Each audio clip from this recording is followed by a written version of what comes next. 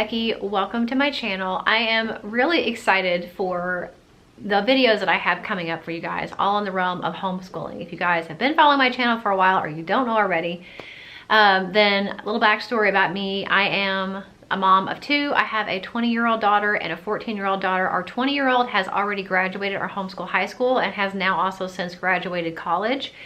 She did dual credit, so that means she was taking some college classes while she was in high school, and that really kind of fast-tracked her college education. I've gotten a lot of questions about that, and there are videos about that in my homeschooling playlist that I'll link for you guys. But anyway, she has since graduated. We homeschooled her from the middle of 4th grade all the way through until high school completion. And then now our youngest, our 14-year-old, is going to be going into 9th grade in the fall of 2024. So here I am again planning high school. I learned a lot in the 4 years that my oldest daughter was in high school. High school seemed really intimidating and daunting and overwhelming. And it can be. There's a lot to do. There's a lot to plan. There's a lot to prioritize. There's a lot of moving parts, but it doesn't have to be overwhelming. It doesn't have to be daunting. You don't have to have all the answers right from the beginning. You don't have to have all 4 years planned out from the beginning. You definitely can learn as you go and take it, you know, semester by semester and year by year, and, you know, try not to look at it too much at a glance, at a big picture. You do have to a little bit, but you really, after you have that initial snapshot of the big picture, you definitely need to kind of niche down a little bit and break it into smaller, more manageable parts, which is where today's video comes into play, because I am in the process now of planning my youngest daughter's 9th grade year, but also looking ahead at all of her high school years and like thinking of college, like how is that going to play in. So I figured while I'm doing that again with my second child, I would take you through a little bit of those steps. I'm definitely going to be sharing a 9th grade curriculum video like I always do, showing you what we've chosen for her. I'm still in the process of picking things for that, so that's why I haven't filmed that yet. That will be coming. Have a couple other videos planned kind of in this realm, but today's video I thought I would give you guys a jumping off point. And I get so many comments and I've gotten so many questions over the years of how do I plan homeschool high school? Where do I start? What do I do?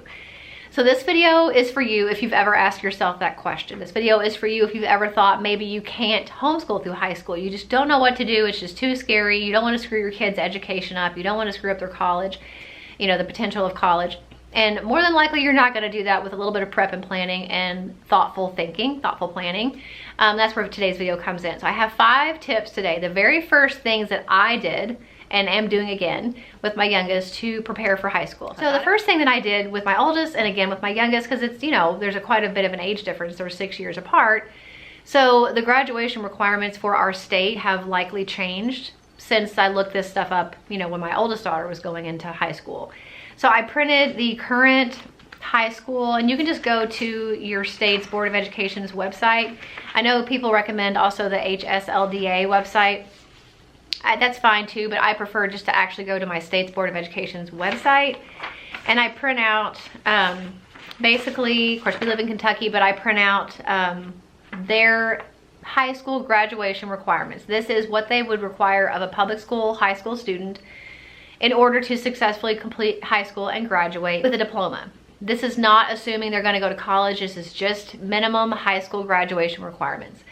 So I do look at this just to get an idea of what other high school public school students are doing. But one thing I did learn with my oldest, when she first started homeschool high school, I remember thinking we had to do exactly what this said. Because that's what I mean, you still have that mindset of following rules, following directions. And then as time went on, I learned more and more. That's why we homeschool, because I don't want to do exactly what the public school systems are doing. Not that everything they're doing is wrong, because it's not, but I don't want to have to necessarily abide by every single thing that they say or when they say to do it. So take this with a grain of salt. Look at it as a framework to kind of give you an idea of what other kids their ages are doing. But doesn't have to necessarily be a hard and fast rule that every single thing has to be done when they say it has to be done. So I did print that out as a current revised edition. They have actually changed the graduation requirements since my oldest daughter started high school. They've definitely changed them since I was in high school.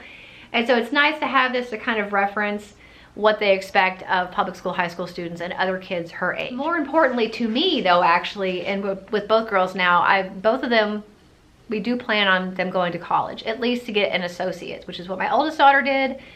She got her associate's degree in graphic design. And then if she decides she wants to go back later and get her bachelor's, she can. But we at least agreed that she would get an associate's in something, and that's what she got her degree in. So knowing she was planning to go to college at least for something, I printed out the Kentucky pre-college curriculum requirements for Kentucky universities and community colleges. This is more what I followed when planning her high school curriculum in years than the minimum high school public school graduation requirements, if that makes sense. Because this is what colleges and universities are going to expect her to have going into that college or university. So they're usually pretty similar, almost exactly similar, but not quite. And they're a little bit, what I've noticed, at least for our state, they're a little bit more vague. Like whereas the Kentucky high school graduation requirements for high school just says 3 social studies classes, and it must be a geography, a world history, and a U.S. history. Whereas if you look at the pre-college requirements, it just says 3 social studies classes. They did not care which ones it was, which is nice, because if I was going to follow this one, I would say, well, even if my kid didn't want to take world history again, maybe they've taken it already several times, or maybe we wanted to spend 2 years on world history, on U.S. history instead of just 1. With this, I would think, well, I can't do that because that's not what the other kids in public school, high school are doing. But with this, and paying more attention to this, I'm worried more about what the college is going to expect her to have going into that college, if that makes sense. So I print out both, I use both, but this is really the one that I focus on and pay more attention to versus the high school graduation requirements, if that makes sense. But I use those requirements, looking at both, but really planning mostly with the college one, using that to kind of give me a framework of what we need to do minimum, bare minimum. But that is really how I start looking at, okay, I need 3 math classes and I need a 4th that has to be, something like economics, personal finance, something like that. And I just start penciling those things in on my 4-year planner. Then I started thinking about, and I've been thinking and keeping a list actually, of other things that I personally want her to learn. Things that I think are actually more important that they're not teaching in public school, like apologetics, Bible, a lot of life skills, personal finance, economics, certain things that may not be something she would do if she was in high school that I want her to have. Also career planning skills, even banking skills, balancing your checkbook, things like that I feel like she needs to know that I can make part of her high school, whereas it may not be required by the state. I want her to do that. And that's why that's really important to have not only what the state and the colleges expect you to do, but what you want to put in your child's high school curriculum, because that is why you're homeschooling after all. As I'm going through that and keeping that list, I will look and decide, okay, this might be a good year to do this might be a good year to do that, or start this. I know apologetics is a big one that can span multiple years. It takes a lot of critical thinking that you would need with an older child. So maybe that's something I wouldn't start until 10th, 11th, 12th grade.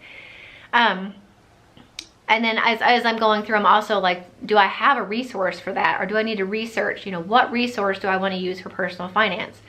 What resource do I want to use for apologetics? What resource do I want to use for life skills and career planning? And then start picking and choosing, from there. But that gives me that framework. I'm taking this broad picture of what I want and need to do, and I'm narrowing it down into smaller, more manageable steps, which is going to be your best friend, your best method for planning high school, is to think about the big picture, take it into consideration, give it a lot of thought, but then break it down into what do I need to do next, and kind of make smaller steps towards the ultimate goal of graduating from high school and possibly being prepared for college. So after I've done those 2 things, I also will set up a report card spreadsheet. I made a separate video about this a couple years ago, and that's still the report card generating spreadsheet I plan to use. It's a free resource that was designed by another homeschooling mom. It works really well. It can be a little buggy. You have to be careful to make sure that you're not making changes in a field or a cell that has the formula in it that's going to generate your percentages and keep your grades for you. But if you don't mess with those things, you'll be okay. It's what I used my oldest. It's how I kept grades for her, and it's how I was able to go back when I was ready to make her transcript and look and say, okay, what did she take freshman year? What was her grades? How many credits did she have? What was the course description? Because you're not going to remember that 2, 3, 4 years down the road, what your kid did in 9th grade. So keeping good records is going to be your best friend. Keeping grades obviously is important to generate a transcript.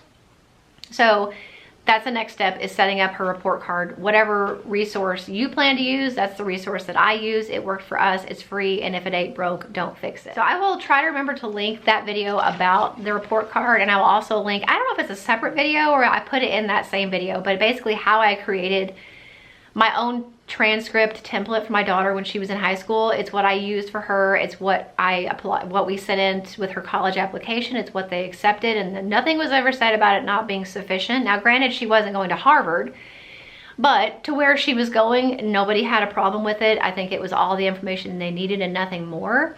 And I was able to get it notarized, and so it looked professional and it worked for us. So I'll link that video showing you those two resources for record keeping.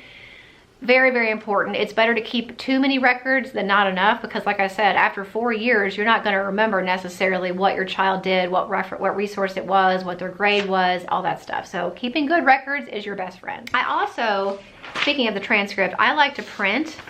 This is a copy of the transcript template that I made for my oldest that I was just mentioning. Now ours does have our school name at the top. I took it off for this video, so it had our name in it, that's why. But basically this is what it looks like, and this is what I'm going to pencil in as I'm choosing curriculum for her based on a little bit of the high school graduation requirements, you know, for her state, but more specifically looking at the pre-college graduation requirements. Penciling in, you know, English, because I know she needs that for 4 years. Penciling in math, you know, math, and then whatever her 4th year elective math class will be, probably personal finance. And just start filling in one thing at a time and taking it one thing at a time. And if you don't have your English curriculum picked out, you're gonna be, okay, I'm gonna write down English and I'm gonna say that I need to research that and I'm gonna come back to that. But you're penciling in. Penciling in is the key word here. Keywords. You're not setting anything in stone just yet. And that gives you a lot of freedom to move things around. Maybe something changed. Maybe you started a curriculum and you realized it was too much with the other things your child was taking, or maybe they have a job and it was too many really hardcore subjects all at once and you want to spread them around differently. But penciling them in really helps. Having this on paper really helps me. I'm a paper person. I know people like to plan on the computer, and I do too for certain things, but I really like to have it printed like this, have it all in one space, kind of looking at it as a whole, but then breaking it down into individual years really helps me. So I'm going to use my own template to really start penciling in decisions that have been made, what I know is going to fit where, and then filling in as time goes on. So that really helps me out a lot. As I've written this down, like just kind of my own brain on paper, this is not what it's going to look like when I send it with my scribblings on it. Once their 4 years are over and I've got all the grades, then I'm going to go in and type it up and make it look all nice and assign the grades and the credits and all that stuff. But just for my own sake, just for helping me to plan in the beginning, I will use this to write on and kind of map out her year, but at the end of the 4 years, I'm gonna type it up, finish everything up, make it look nice and professional, notarize it, and send it into the school. Once I have chosen everything, I've got it all written down, you know, on my little transcript here, and I know what she's gonna be doing, then I will pull out all of the answer keys and put them in one place. That really helps me. I did a whole video about this, how I have a master answer key binder, where every answer key that I have for every resource that she uses that I need to grade is in one place. It really makes it easy to be organized. I can even take grading on the go if I have to, even if it's just in the other room from my office. I have all the answer keys in one place. I'm gonna pull those out, keep them in that binder, kind of organize them that way, and then I know when I go to grade things, I know where they are, it's all in one spot. So that's something else that I do, and I'll try to remember to link that video for you as well, just kind of showing you what that binder looks like and how I have it set up. And it changes a little bit every year, you know, as her curriculum changes, but for the most part, it stays pretty much the same. I hope this video was really helpful and gave you a good place to start, kind of step by step. Really, planning for high school is like any planning for any goal or any project. And if you have any goal in mind or any project in mind, you know your end goal. Your end goal in this situation is to have your child successfully graduate from high school and possibly prepare them for college. That's your end goal. But just like if you were wanting to lose weight or, you know, renovate your kitchen, you're going to start with that big goal, but you're going to say, okay, what little steps do I need to make to get me there? And even if you have to brain dump them all out, all the things you need to do, all the curriculum you want to research, and the questions you might need to ask somebody in your school board or something like that, you're going to write all that down if you need to, and then you're going to go through and you're going to break it down and put it in order of this comes first, this comes next, because that's what I have to do when I get overwhelmed with anything, I sit down and I brain dump and I type it, because I can type faster than I can write, and I can cut and paste things in order. Once I've gotten everything out of my brain, then I start prioritizing by cutting and pasting what goes first, what goes second, and so on. Try not to be too overwhelmed by homeschooling through high school. I know it's scary. I know you think you're gonna, wreck your child and like completely screw up their adult life. More than likely you won't, with a little bit of prayer, a lot of planning and prioritization, and I think it's definitely easier and more attainable than you think. So hopefully this video was helpful. If it was, make sure you give it a thumbs up. I'll see you in the next video. Bye.